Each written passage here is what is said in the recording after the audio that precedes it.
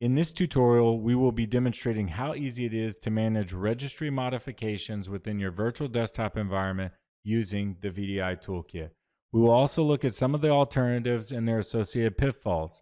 Lastly, we will demonstrate how the VDI ToolKit overcomes those pitfalls.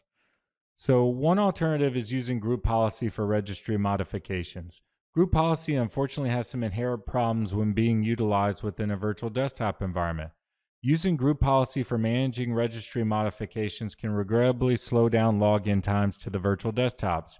User login times are often a pain point for new organizations implementing VDI, and everything that can be done to reduce login time should be done.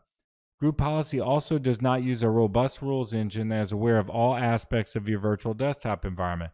This means it is not client aware, and group policy rules cannot be based off of the client or any other virtual desktop session variable. All of these pitfalls make the task of managing registry modifications with group policy more difficult and harder on system engineers. So let's talk about how the VDI toolkit tries to differentiate itself from group policy when dealing with registry modifications. First, it has zero impact on login times. It also uses a robust rules engine that fully understands the concept of a client and many other variables within your virtual desktop environment, such as user, virtual desktop hostname, and client, to name a few. With VDI session variables, you are able to populate registry values from session information such as client. Why would this be important? Well, let's give an example. Let's say your organization is a hospital that uses Cerner for its electronic medical record. When Cerner is used in a Citrix environment, it depends on Citrix client name for certain things such as backend, print, and patient lists. The Citrix client name defaults to the virtual desktop host name unless you update the Citrix client name registry key. This can be a significant issue in non-persistent environments where the users will get a random virtual desktop. Using the VDI toolkit, you can easily update the Citrix client name to the client host name. This all makes for much easier management by system engineers within your organization. Up next, we will demonstrate managing registry modifications using the VDI toolkit. Okay, so let's go ahead and get started.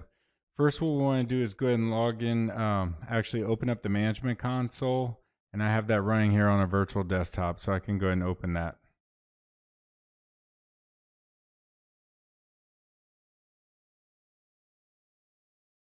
All right, once open, I'm going to go ahead and expand it.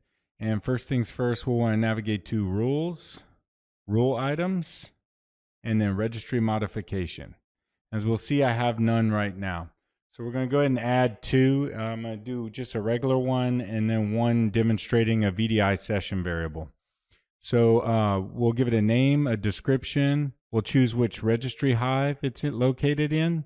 Then we'll give the full path from that registry hive.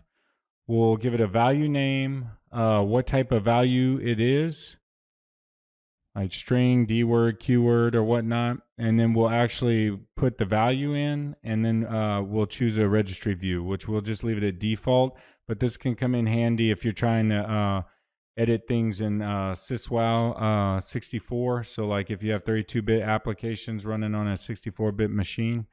But otherwise, if it's a 64-bit app on a 64-bit machine, you can just choose the default view. Okay, so let's go ahead and get started.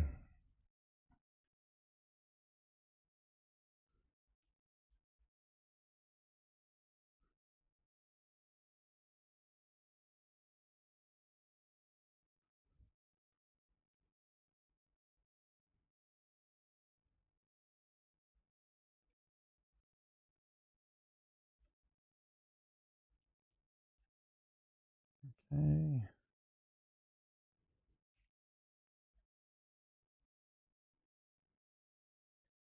Choose string.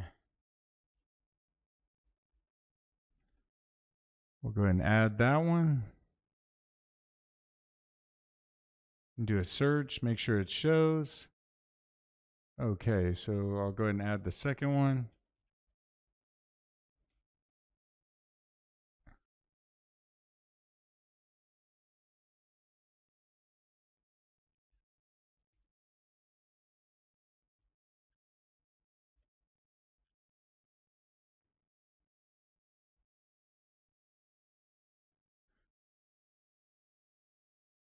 And we can go ahead and use our variable. So instead of giving it a value that's actually going to put, I'm going to use a VDI session variable. Please note, for more information on all the VDI session variables you can use and whatnot, watch the video tutorial on VDI session variables.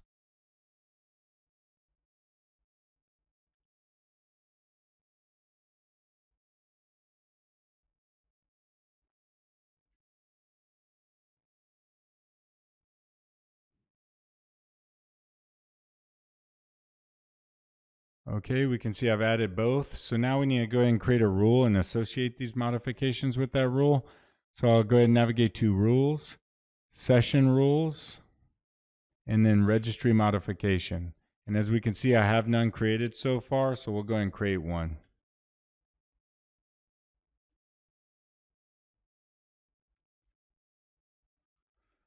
Since this is testing and I want to apply to all sessions, I'm going to go ahead and check Global Rule and hit Add.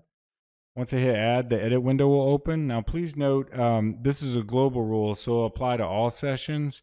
If I didn't want that to be the case, I could uncheck Global Rule and start adding qualifiers, and only then, if those qualifiers were successful, it would actually apply this rule. So for more information on rule qualifiers and how rules work, please watch the video tutorial on rules. I'm going to go ahead and check Global Rule and then go to Configuration, and I can add my two modifiers here. Now, please note, I'm just using some dummy names here, but you would probably want to name these in a way that would be easy to search and find if you ever needed to edit. Okay, I'll go ahead and hit Update. Once done, we can see it's successfully added, and I'll search and we can see my rule and it's ready to be tested. So to go ahead and test this rule, we'll go ahead and log into a virtual desktop. So I'll go ahead and minimize the management console and log into a virtual desktop.